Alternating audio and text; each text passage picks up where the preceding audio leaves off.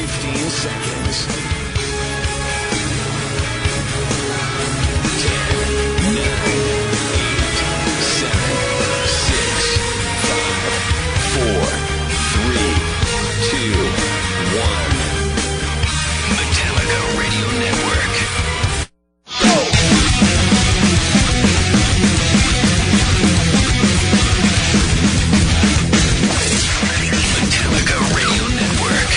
Welcome back to the Metallica Radio Network and the world premiere of Death Magnetic, live at Metallica HQ with your hosts Dave Grohl and Taylor Hawkins.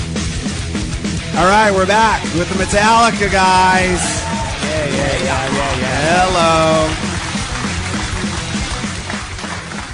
I'm just kind of going down the line here, okay? We got to the solo thing. We kind of touched on the drums a little bit, but, you know, we could do that all night.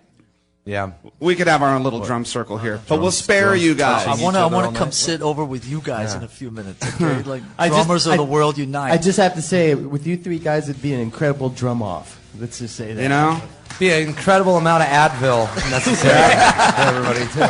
Don would be working overtime. Yeah. Amazing beat off. Yeah. Hey! All right,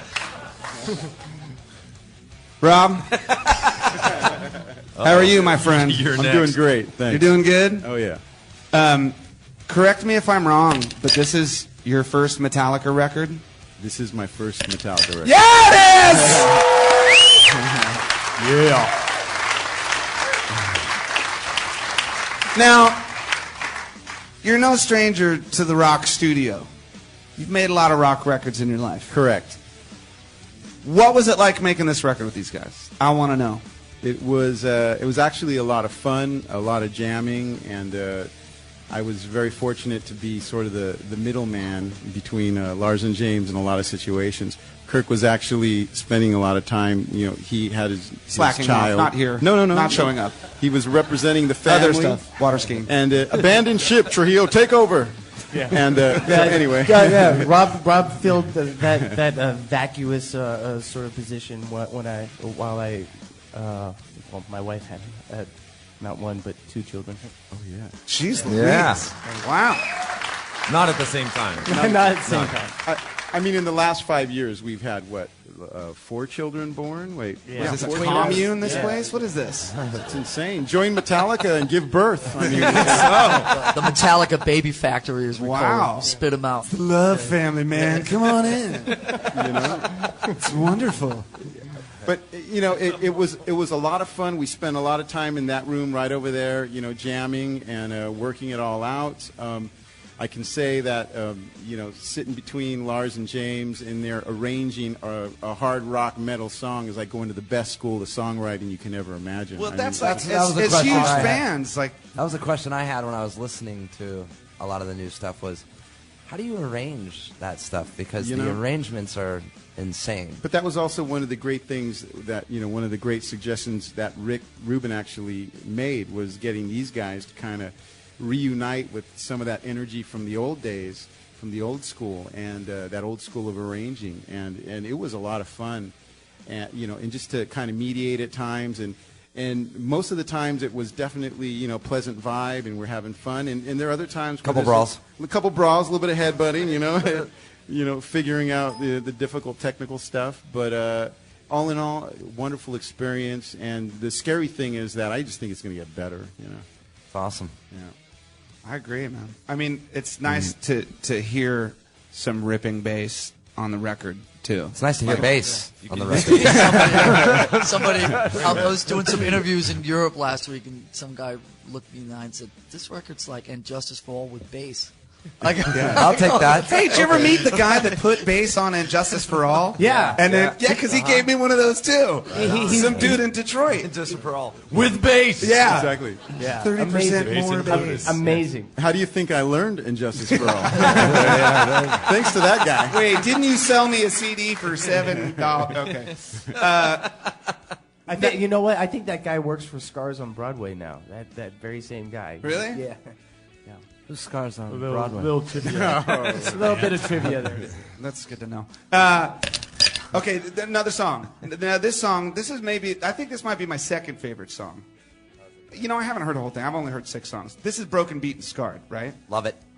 Well, Love I want it, to love talk it. about lyrical inspiration and stuff next, but let's listen to this song. This is Broken, Beat, and Scarred, Metallica, Death Magnetic. Check it out, go. Do it.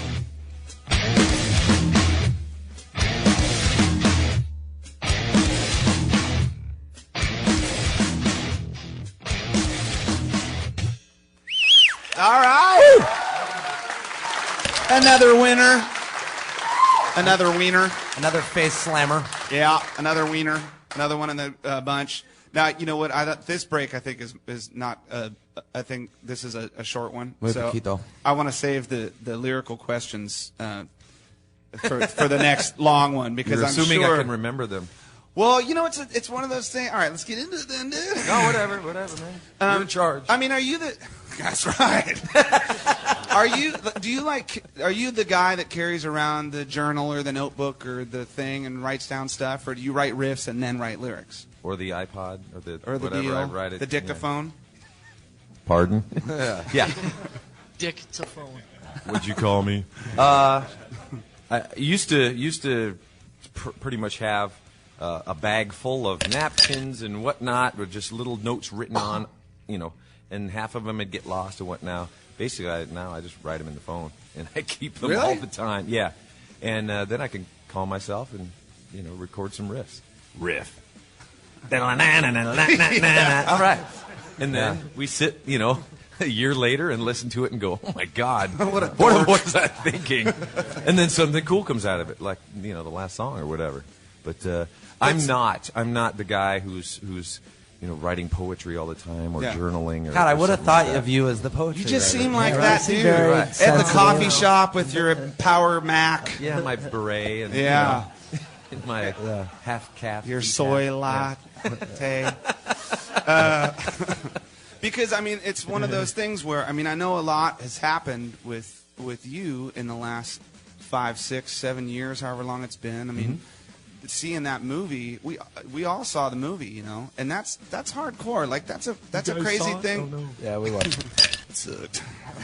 No, but I mean to see someone go through like that whole process, all of you going through that process, that's kind of nuts. And then to have to carry that over again through another album cycle, and then, and then to go through a whole other record.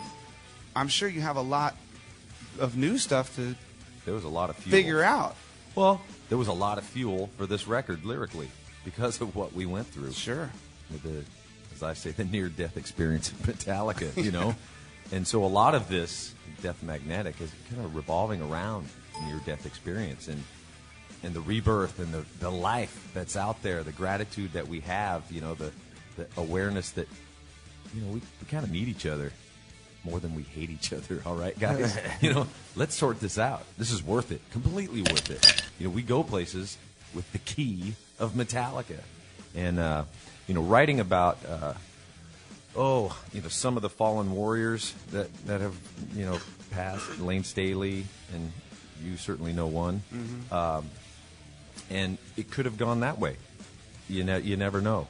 So writing about, and also what really inspired me was, getting together with Rick Rubin and getting to know some of the stuff he worked with, Johnny Cash's stuff and the amazing stories of Johnny. There was an interview he did about his real near-death experience. And he talked about the typical the tunnel, and I saw it all, and he came back for a reason, and he saw through new eyes, and just that gratitude for life. Yeah. There's something about that on this record. That's awesome. Okay, I think we need to go to commercial. I'm getting yelled at because you're talking. You haven't cried yet. I'm going to start crying now. I know. You haven't cried yet. Lars is crying. I go punch you. Take a little break. We'll be back. We're listening to the new Metallica record, Death Magnetic. We're going to take a little break and we'll come back. Yay!